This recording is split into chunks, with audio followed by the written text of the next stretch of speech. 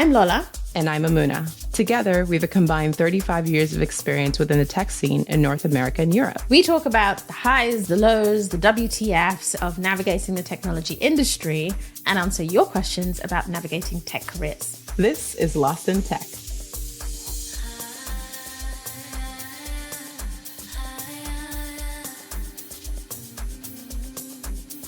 How are we doing? Hey, lady. I'm good. I was going to say good morning, but then I realized the viewers have no concept of the time, and your time is not that time. So, it is not good morning for good day. Me. Good day. Or the geeky version, good UTC, Universal Time Code, whatever your time is. Yes, that is something that could be said. That is something that could be said. Now, should it be said? No, it's not catchy. Okay, we're gonna park the nerd for this afternoon. Park her away. It's cool. All right. It's cool. We have a good one, I think, to talk through today that I'm excited to kind of dive into with you, because I think this is one that most people at some point in whatever career industry you work in get to. We hope. Yes. Say most, yes. In whatever way, right? But I think it is that phase where you've been promoted, right? You've worked hard. You have dreamed big. You've now either applied for it or someone saw what you did and they're like, here you go. And you now have this shiny title. Yeah. Yeah. And then the first day comes and you're like, oh, here I am. Now what? So maybe. Let's dive in. Yeah. First of all, I think if you haven't already, because sometimes this happens when you get promoted, but you're in the same company, you may be at the same desk, the day feels the same.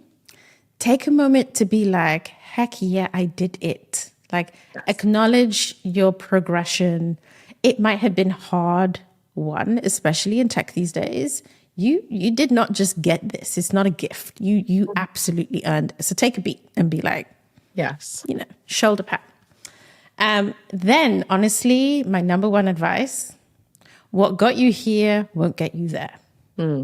Let's pause on that one. What does that mean? What got you here won't get you there.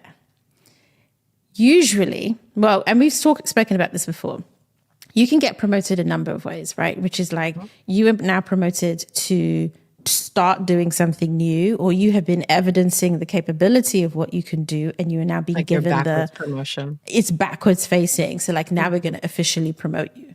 Yeah. But there's a difference in what happens next, because up until this point, you were being judged as, are you ready for this?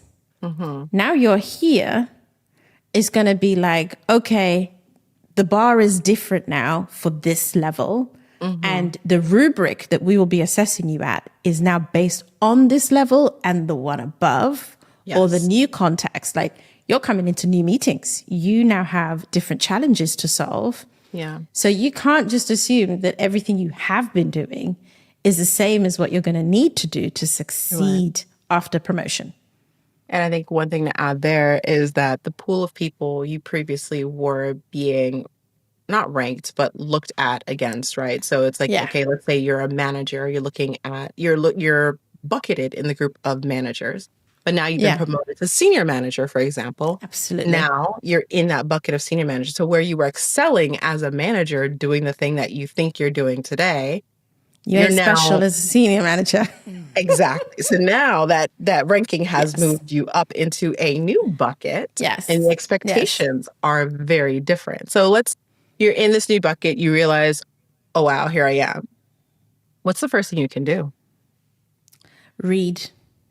Read books. So there are 2 books that I regularly recommend to people. One is called The First 90 Days. I actually keep multiple copies of this book. Have I got it? I have it. I probably have a couple of, I keep multiple copies of this book and I hand it out to people. And honestly, like, it's a great book, but you probably don't even need to read the whole thing. Like, the first half is really what I'm recommending. And it gives you like a framework. It gives you like quadrants, questions, a guide to answer that question of what is expected of me in this new job. So how do I behave in the first 30 days to be able to understand my challenge?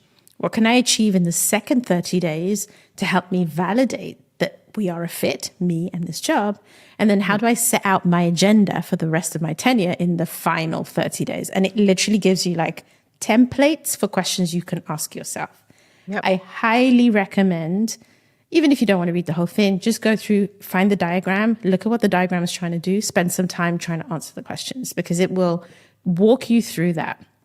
The other one, I think, is a book called The Leadership Pipeline, which again explains what happens when you level up inside an organization and the difference in your horizon. So like, do I need to be great, or do I need to make other people great? Do I need to make a cohort of micro groups of people great? Do I need to make a business great? Am I responsible for this, that, or the other?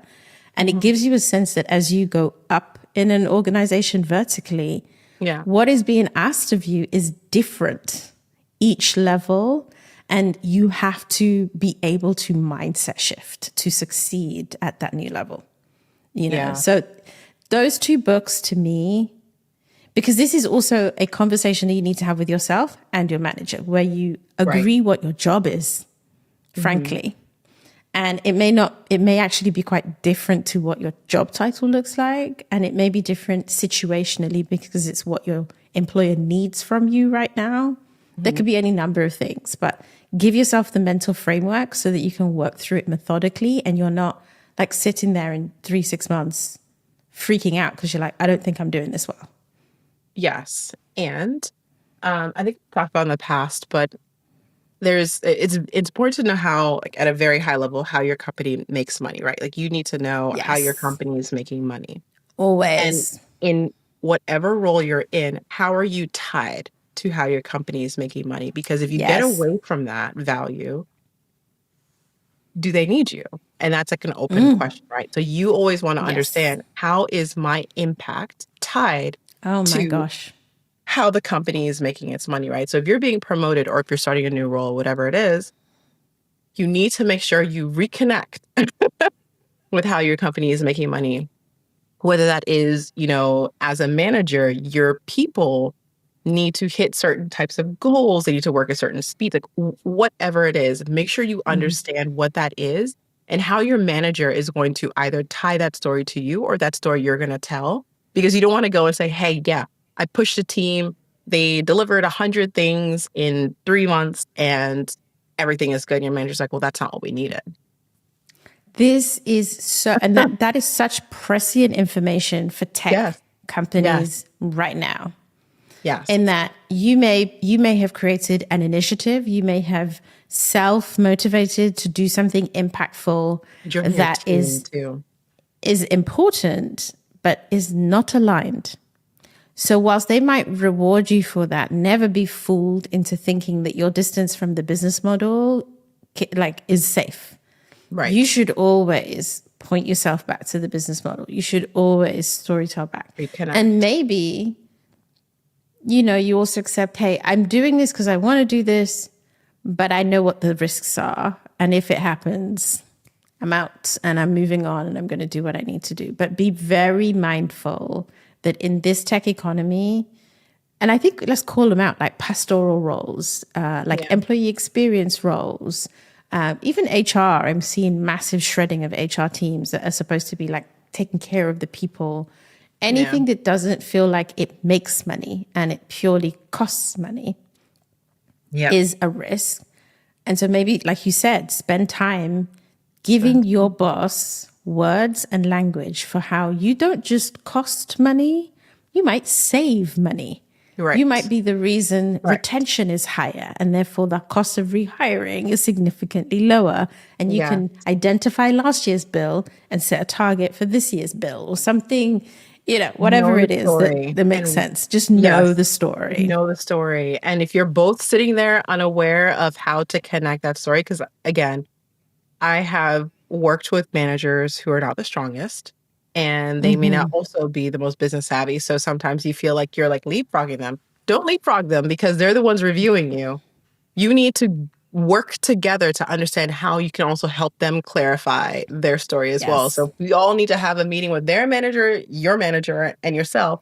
Do it. Advocate for yourself. But in your new role, set yourself up for success as best as you can. Know what you are doing it who you're doing it for, and how you're measured as being successful. Like, couldn't have said it better myself. It's like, go be amazing, but don't be naive. oh, We've made this show for you, and we want to hear your stories. We have our combined 35 years experience in tech. We have an incredible bank of experts to call on. We are your safe space. So send us your tech challenges and we'll help you create some draft decisions through some real talk. you've been listening to me, Mamuna Oladipo. And me, Lola Pearson. Edited and produced by me, Michael Blissa, with theme music by 031 Mash. Email us at help@lostintechpodcast.com or DM us at lostintechpod.